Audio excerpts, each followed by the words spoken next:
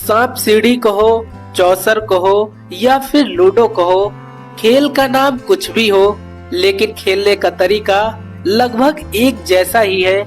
इन खेलों का इतिहास काफी पुराना है और भारत में तो ये खेल हजारों सालों से खेले जा रहे हैं। लेकिन इस खेल से जुड़ी कई सारी बातें हैं। इसकी उत्पत्ति को लेकर कई सारी गलत फहमियां हैं, जिनके बारे में जानना हमारे लिए बेहद ही आवश्यक है।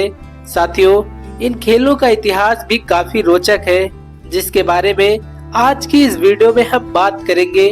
वीडियो को आखिर तक जरूर देखें। दुनिया भर में मशहूर इंडोर गेमों में से एक लूडो भारत में 1100 BCE से ही खेला जा रहा है। करीब 8000 साल पुरानी सिंधु घाटी सभ्यता से मिले अवशेषों में भी लूडो गेम के अवशेष मिले हैं। अब भारत में हजारों साल पहले इस खेल को लूडो तो नहीं कहते थे और न इस खेल का स्वरूप वर्तमान स्वरूप जैसा था, और इस खेल के नाम भी कई सारे थे, जैसे कि चौपर, पच्चीसी और चौसर।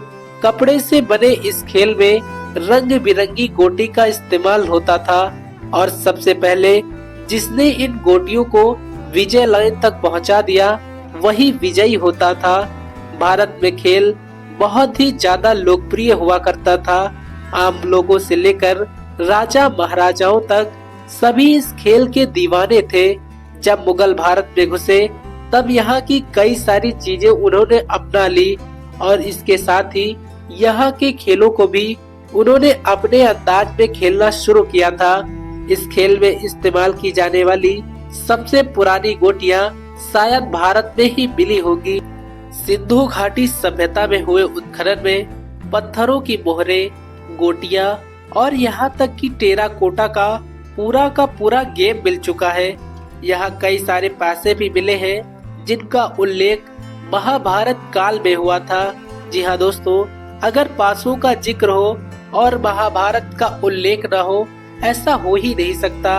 इन्हीं पासों ने महाभारत का पूरा खेल बनाया और बिगाड़ा भी था।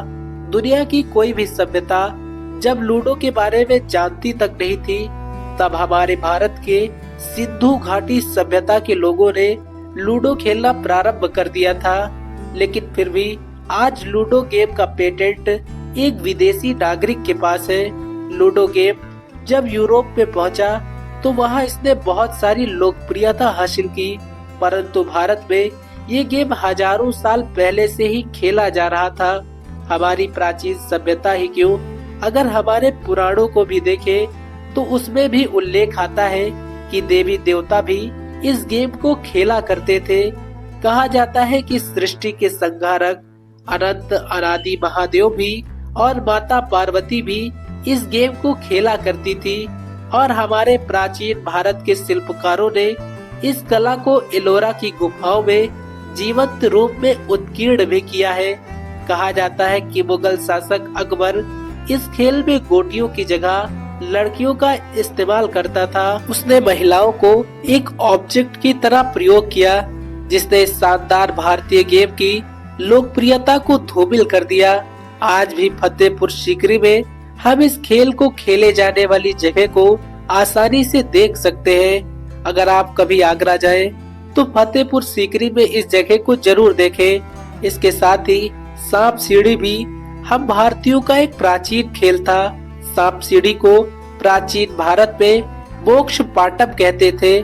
10वीं शताब्दी में एक बौद्ध भिक्षु धनपाल द्वारा लिखी गई पुस्तक में इस खेल के बारे में विस्तार से बताया गया है। दोस्तों, ये सभी खेल हमारे पूर्वजों के ही आविष्कार हैं, लेकिन दुर्भाग्यवश विदेशी आक्रमणकारियों और मुगल शासकों ने इस खेल को अपना बनाकर हमारी भारतीय सभ्यता को नकारात्मक रूप से प्रदर्शित करने का कार्य किया है।